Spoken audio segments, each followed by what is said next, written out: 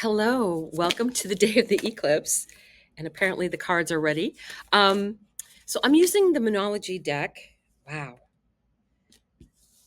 they're wanting to just jump right out. So I'll see if any more want to come out. What I wanted to talk about was this eclipse energy. And a lot of people are asking, what does that mean for me personally? Because there's a lot of information out there about how things are going on in the collective. So, what I would say is the easiest way to break that down is to take a look at Libra and the fact that this is at 10 degrees of Libra. And also, I want to make sure I have this degree right, 1547 degrees of Cancer. That is where Mars is at, and that is squaring this eclipse. So, very strong energy. That means that anything that's going to be in any of the cardinal signs, which would be Cancer, Capricorn, Aries, and Libra, anything in those degrees or near those degrees. So I would say give it 5 to 8 degrees at least for being in, so either side of the 10 degrees of the eclipse and also that 15 degrees of the Mars. So, what you would also look at is what houses are they in, those particular degrees. So, take a look at that in your chart. What I will say that is going to be pretty much for everyone is Cancer is about family, heredity, and also ancestors. So there might be some things that you are going to be required to deal with, maybe from your childhood. Maybe you're breaking some ancestral trauma. And this could be part of that square to the relationship house of Libra, especially since the South Node is there. So it's bringing up stuff from the past for you. So let's take a look. One more card here, please. Yeah. Okay. Yep. This is good. I like this. Okay, I'll take you too. Because it was playing very nice. So, the first things that came out, mutable moon, nothing is set in stone. This is very, this is the energy about learning, I would say. Being mutable sign, being able to adapt. The mutable signs, Gemini and Virgo.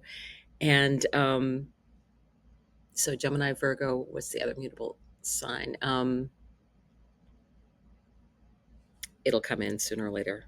Not Scorpio, Sag. That's what it is. It's Sagittarius. So, nothing is set in stone, mutable moon. And then step out of your comfort zone, North Node. What are you moving towards? We've had the South Node in Libra.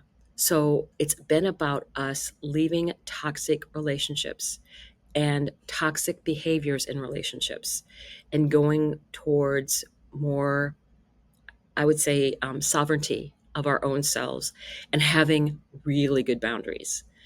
Very, very much about boundaries in our relationships. For, I would say, this is going to need to be also established within your family. Boundaries, good boundaries, and balsamic moon, a time for healing. I think that there's going to be a lot of triggering that takes place with this eclipse energy. And it's going to be going on for the next couple months, these different triggering events for you. Here's the hint. If something triggers you, that is shadow work. That is what you need to be dealing with. And then adjustments are required. This is the third quarter moon. Adjustments are required. So find out what's triggering you in any of these relationships, and then set good boundaries. And I know people are talking about, well, it's my parent or it's my sibling or anything like that. And again, Setting good boundaries. Do they need to know everything in your life if you don't want them to? No. I think you need to establish um, what opinions that you value or not. There's people that um, will always offer you an opinion unsolicited. That doesn't mean that you have to take their advice. You could always say, "Oh, that's very interesting," and let it go. That works. It does. So, um, ah, we do have things that want to bounce out. So, okay. Give it a second. All right, here we go. So but I wanted to use Moonology just because this is a new moon. And the first thing that flew out was Explorer of Swords. That would be very much the energy of the Knight of Swords. Um, Explorers, they would be about movement and what's going forward. And that would fall under nothing is set in stone. So let's take a look. Okay. On the underside of the deck, Seven of Cups, lots of choices. And that's underneath adjustments are required. Let's see what else we have here. Step out of your comfort zone. And then you get, for the North Node. And then you get the Three of Wands. To me, it's saying step out of your comfort zone in order to receive. You will always get what you've always got if you don't make any changes. But if you're willing to get beyond the fear of trying something new, something outside your comfort zone, rewards start coming in for making those kind of efforts. And the Three of Wands is definitely about your ship coming in. And I think, too, it can be very much a card of travel as well. So step out of your comfort zone. There's so much to explore out there. What else do we have here? Ten of Cups, a time for healing. You can, especially with the family dynamics that are probably going to be triggered out there, a time for healing, balsamic moon, and then Ten of Cups, coming to a closure for you. Ten of Cups can signal endings, but it can also it's also a big signifier of kind of like a happily ever after kind of energy. But, sometimes not everybody is going to be happy with the result of you claiming your own sovereignty. A lot of narcissists just hate that. So, what I would say is do what feels right to you. What is your happily ever after in dealing with this relationship? What would work for you? It's not about what works best for the other person. No. So, work on your own healing. Six of Cups, this is underneath the Explorer of Swords. I think there's somebody that's going to be coming in from the past. That's what it feels like to me. That there are going to be people coming in from the past, whether it's a help or a test. I'm not sure which yet. But that energy is definitely there. Normally, I view the Six of Cups as a friendly kind of energy. But we'll see what else comes out here. Well, these two want to come out together, so I'll go with that. Curiosity, very Mercury kind of energy. And in this eclipse happening today, Mercury is just like 2 degrees away from it. So very much that energy of what are you thinking? And Eight of Pentacles, doing the work. I like this as far as because it's underneath the Three of Wands, and step out of your comfort zone. What new ideas? What curiosity? What new ideas are you going to get that you really, really are excited about working on. Eight of Pentacles is about carry water, chop wood, doing the work, but it's doing the work that will set up long-term benefits, and it's something that you enjoy, right? It's that dynasty kind of energy, something that will last. And what I'm just like very excited by this, because the curiosity part of this and of the eight of Pentacles is very much finding something that's really interesting. That's what I'm getting. It's like this energy of something that you think is brand new, worth trying, worth working on. I do like that energy a lot, because I'm also getting, one of the things I picked up on right away was this curiosity and the North Node energy. Different decks. Get outside your comfort zone. Find what interests you. Aries energy. This is underneath 10 of Cups. And what did I say about moving to your own sovereignty? Aries is where the North Node is.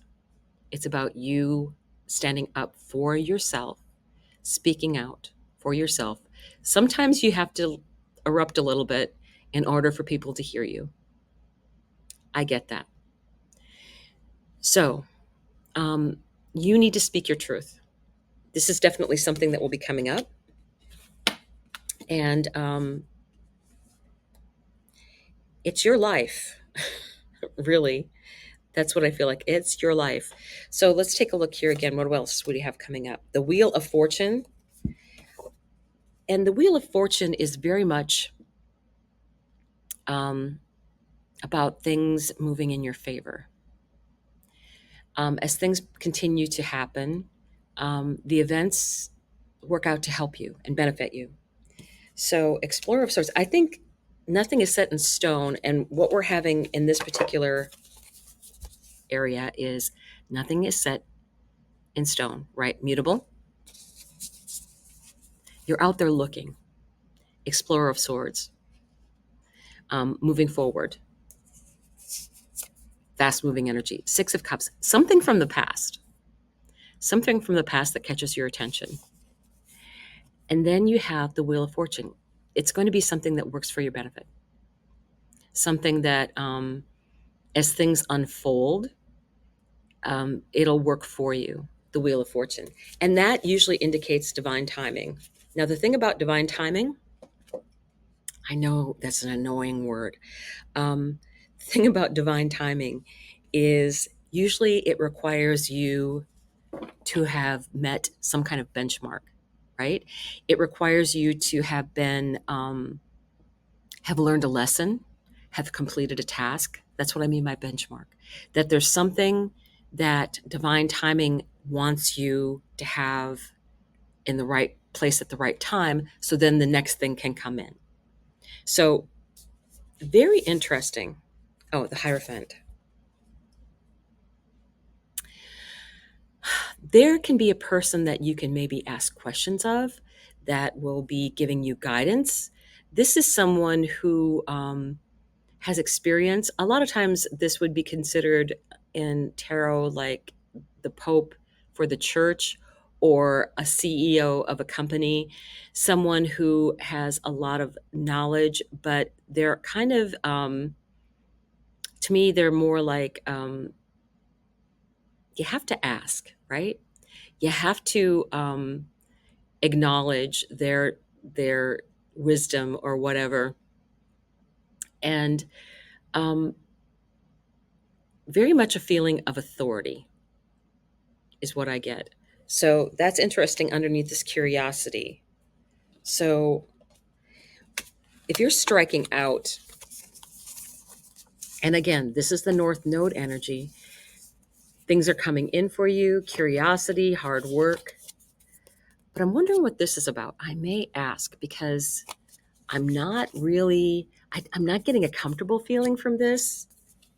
I don't know why, but I usually go with my feelings on these things. So then we have underneath a time for healing, the Ten of Cups, Aries, and what else do we have coming out? The Chariot. Moving ahead, flowing energy, leaving things, right? Um, you have to establish your own sovereignty. You can take care of yourself. You can make your own decisions, and you decide what's best for you. And of course, that means that you're responsible for yourself, right? You have to be responsible. Um, that's part of being an adult. You are responsible for your decisions. So I want to get the Hierophant. The Hierophant.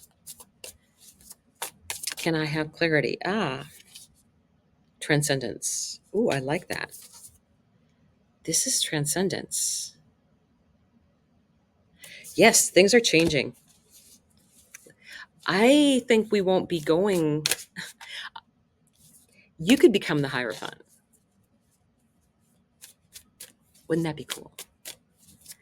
Transcendence. Moving up. Can I have some more cards to clarify? Child of Wands. New messages, new outlook, new things coming in. And one more, and this fire comes out. Burning down the house. That's the thing I got. Burning down the house. And to me, it's very much, I feel like just a lot of change. A lot of change. I think things are changing from the Hierophant energy to this transcendence energy. You know, and this would be a page, this would be messages, Child of Wands, and enjoying yourself. And it's something that really sparks a passion in you. So this new thing, step outside. That's the big thing I'm getting. Step outside your comfort zone. It will make a huge difference for you. You know, it's something as simple as going to a different grocery store, going to a different place to get coffee, um, going to see something different that you've never seen before. So because this is such strong energy, I have to go with this. Woman in total control of herself. Because Dark Moon Lilith is definitely a part of this energy. So let's take a look. What wants to volunteer from this deck? Black Moon Lilith is conjunct by degree for this particular, something flipped over. The Story Keeper. I like this. I like this. Look at the moon behind her. The Story Keeper. This should be good. It's a 2 card. Now, these particular cards, these are actually works of art that exist out in the world. And these cards are taken from that, but the writing regarding each is so beautiful. Here we go. The Story Keeper. You are made of moonlight and stories. The night and the trees know this, which is why when you need a change in your narrative, you would do well to seek their counsel. Some stories lift us up and encourage our potential, our inherent magic. Other stories limit, diminish, or destroy our worth. You are being asked right now to consider which stories you are listening to and which ones you are telling. Telling yourself a story of empowerment will bring a surge of energy to you. Notice how your shoulders drop, your breath deepens, your heart warms. Telling yourself a story of scarcity or disempowerment leaves you tight, small, and cramped. While we are very selective about the books we read and the stories we watch on film, we are far less selective about the stories we tell ourselves. Now is the time to question the narratives you're allowing into the ear of your spirit. Are they helpful or hurtful? A witch acknowledges her stories of lack and frustration, but she chooses to focus on the ones that nurture her vitality. Black Moon Lilith. What stories are you telling yourself? Thank you for watching. I will see you tomorrow. Bye.